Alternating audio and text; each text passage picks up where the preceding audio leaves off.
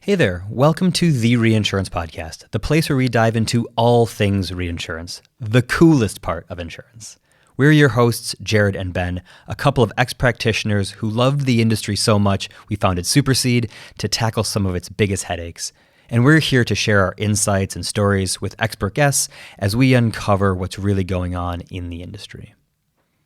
Welcome, everyone, to another episode with Tom Spire on the show, wearing a suit today. I know. Yes. My God, I should have brought a hoodie for you to wear. I can't turn up to client meetings in a t-shirt. It doesn't tend to go down very well. Damn you, work from home mandate? Work from office mandate? No, welcome back to the show. Thank you. We're sort of around 1/1 time, looking at Corey for when this episode's going to come out.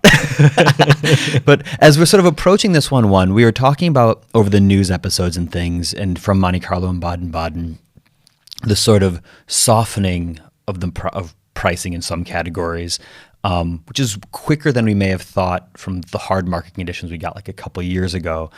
But I wanted to spend this episode talking a bit about like that transition, right? Where the market tries to find price adequacy, where you're trying to get, every time we sort of get this optimistic, like, ooh, are we going to hit an equilibrium? And then we never really do. We either get like too soft, then it hardens again. We stay cyclical.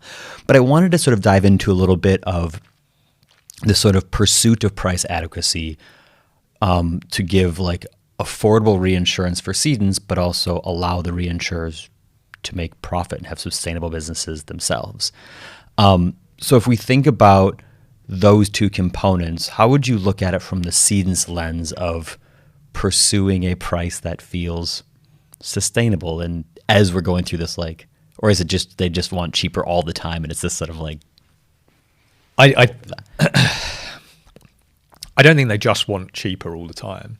I think there's an understanding that sometimes that reinsurers need to make a profit, and actually there's a lot of goodwill in reinsurance, more so than most other industries that I've experienced, that our counterparts and our business partners should be successful and should share in our success. And I think there's much more of a willingness to look at things over the course of a couple of cycles, for example, and understand, okay, we've returned this much profit to this reinsurer, but okay, we've also had some years where that reinsurer has really helped us out and has delivered a ton of value to us. And there needs to be an understanding on that. I think most companies behave that way. The exception to that tends to be kind of the larger publicly traded insurance companies, who need to deliver 3 to 4% return on shareholder equity every year in a consistent way in order to continue their share price going up. And they will actually nickel and dime a little bit. And they can find it harder than most in the hard times, but maybe a little bit easier than most in those softer times. Well, I think it's a really good sort of comparison between those two types of cedents, because you're right, where those who sort of push harder when this market is soft and sort of extract everything that they can, the reinsurers remember these things, versus the more relationship-driven ones where they're happy to say, listen, I know you need, or they recognize the need for reinsurers to make profit, and they're happy to like be a bit like, let's say, grabby on like terms and things, but willing to leave the price as is, but like they'd like a bit of a broader coverage for that thing and those sorts of trade-offs instead. We talk too much about pricing being the be-all and end-all. The price is how much you're paying for a piece of paper, right? There's then everything that's written on that piece of paper around the terms and conditions of the deal. And like, actually, we saw some rate increases in the most recent property cat hard market. But actually, the thing that people were most annoyed about were the imposition of terms, or the withdrawal of terms, or how there was one very big reinsurer that took quite a lot of reputational damage. I spoke to some insurers that said they would never work with that reinsurer again as a result of their attitude to imposing additional terms and conditions on deals. Actually, they didn't have any complaints about the price at all. Yeah. And I think it's something that as the market begins to, it often sounds too optimistic or too soon.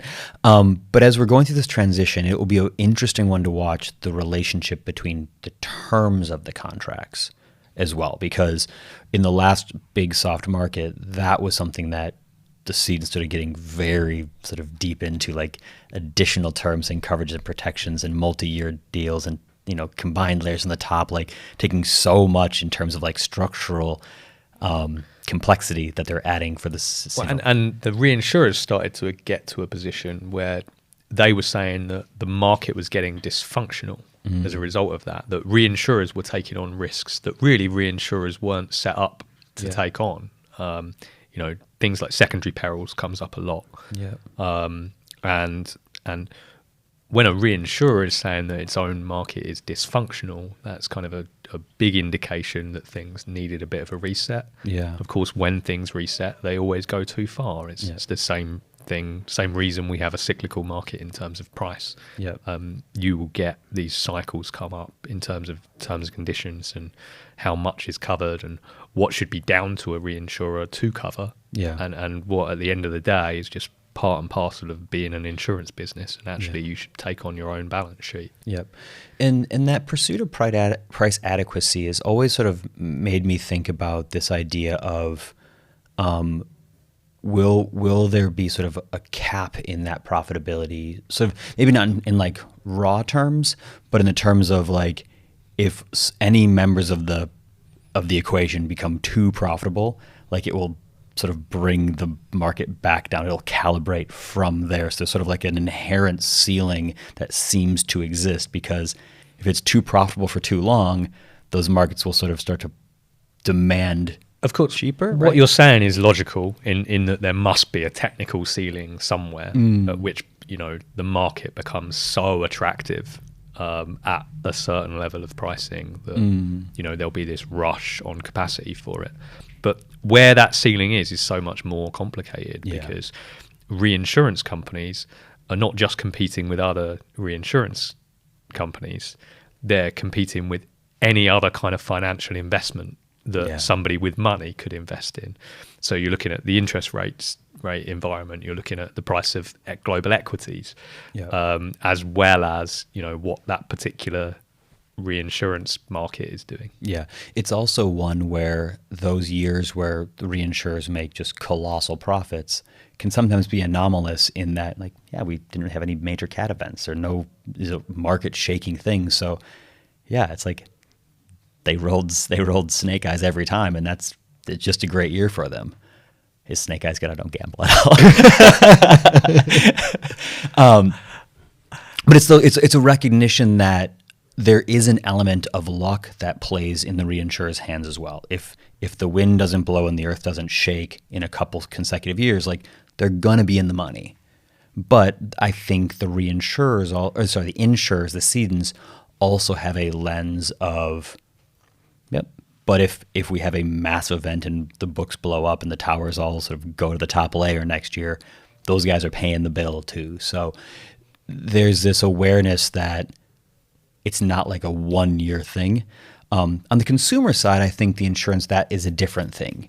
Consumers hate it at their core to see insurance companies making money. It's like you're seeing this sort of different relationship between the consumer and insurance products. Most personal lines insurers don't make money. I mean, which I think is not from underwriting anyway, right? Which is a bit of a misconception in the market. But and again, it's there's that mix, right? It's that pricing isn't everything. If you move your prices, then you're committing to another cycle. Within that line of business, for example. Your other option is to get out of that line of business entirely. It's one of the more nuanced things as running the insurance company is when reinsurance prices are hardening, like, what are the options that you have? And there's going through the hard market is an interesting one there because you can sort of take more risk on, right? Increasing your sort of attachment points. It could be reducing the overall cover full stop to keep the price down, or it's exiting that thing and saying, well, we'll sell this chunk of the book. That's an extreme reaction. But if they're already souring on that class or similar, like it's a certainly reasonable one for an insurance company to take as they sort of try to find that balancing point there. So we're sorry, pricing actuaries and all aspiring pricing actuaries. We don't mean that your job's not as important as you think it is. Well, we're just saying there's lots of levers. There's lots of levers. I think it's why you could make the argument that it's one of the things that makes their job so difficult is trying to be like, how do you build an adequate model that takes into account all manner of these nuances? And the behavior of your customers, yeah, right? Because if the behavior is, if I increase the price, I'm going to buy less. Mm-hmm. Yeah. Actually, I might want a certain amount of exposure yep. in that line of business. Yeah. So, if everybody's buying less, do I actually keep prices the same? Yeah. Yeah, I think that's why it's difficult. It's a delicate balance. We'll talk into more of this on this one. I think we'll bring in more actuaries again and sort of dive into some of these things. It's a super interesting area of the industry. But that's all the time we have today. Got to run around. I know, it's a quick one today. Yeah. Well, thank you for joining us, and thank you for listening. Thank you for having me. Thanks for tuning in to the Reinsurance Podcast. If you enjoyed our show, don't forget to subscribe wherever you get your podcasts and leave us a review to let us know how we're doing, preferably 5 stars. For more insights and updates, follow us on LinkedIn and visit our website at supercede.com/podcasts. You'll find the links in the show notes.